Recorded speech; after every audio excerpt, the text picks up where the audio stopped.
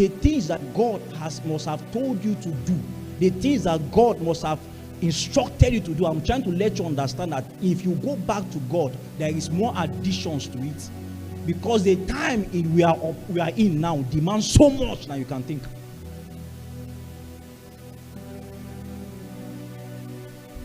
Let me change. I know when you go to heaven, you're a student now. When you go to heaven, you think as if in heaven they will know whether you're a professor.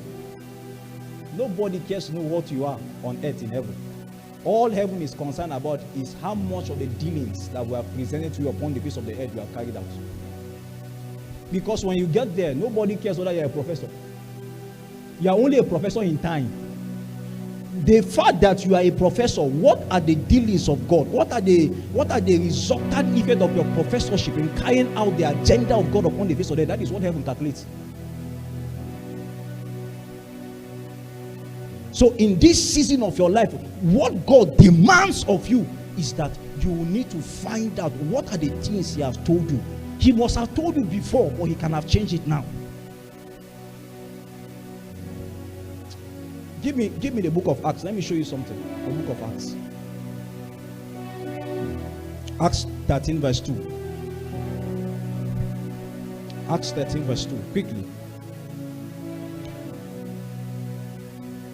And they ministered to the Lord and fasted, and the Holy Ghost said, separate me Barnabas and Saul for the work wherein I have called them. I hope you know Paul and Barnabas were working missionaries together. But when they came back from their mission joining, one of the things that happened to them is that God will have demanded that they should not go back again together. Say, separate the two of them. Why? But this instruction happened because some men went and prayed. This instruction happened because some men fasted. It means that after they have come back from that joining, if they will have decided to still joining together, they will have still be thinking is the plan of God. Meanwhile, God has let that plan, has changed the plan long ago. That was when now Paul now had to pick Silas and they began their journey together. So you hear story of like Paul and Silas prayed. You now begin to hear story like, you know, one thing about Barnabas is that Barnabas and Paul used to have issues when they travel, when it comes to about prison. Barnabas hates being in prison. Paul loves being in prison. The Lord give you understanding.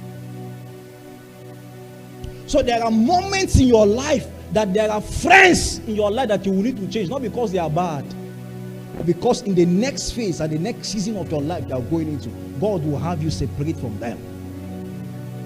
But you can only find that reality when you recalibrate your life.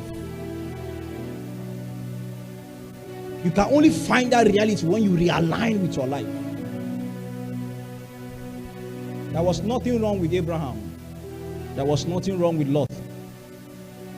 But until both of them were separated, destiny was not actualized. There will be time in your life that you will look at a friend. Nothing happened. You guys never quarreled. But the next blessing or the next phase of your life you are supposed to enter into, you can never enter into it because you are still with the person.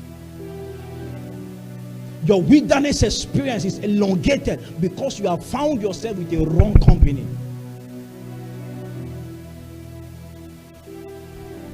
I was having a friend, very nice, very good brother.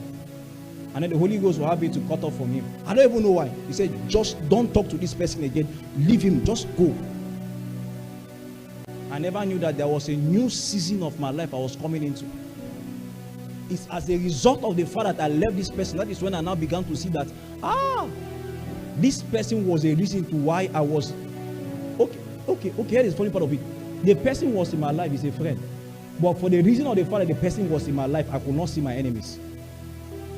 Because the person is actually my enemy's friends. So because he was in my life, he was a blockade. Until I took him out of my life, and I realized that those people that were trying to come close to me were actually not coming close. They were informants.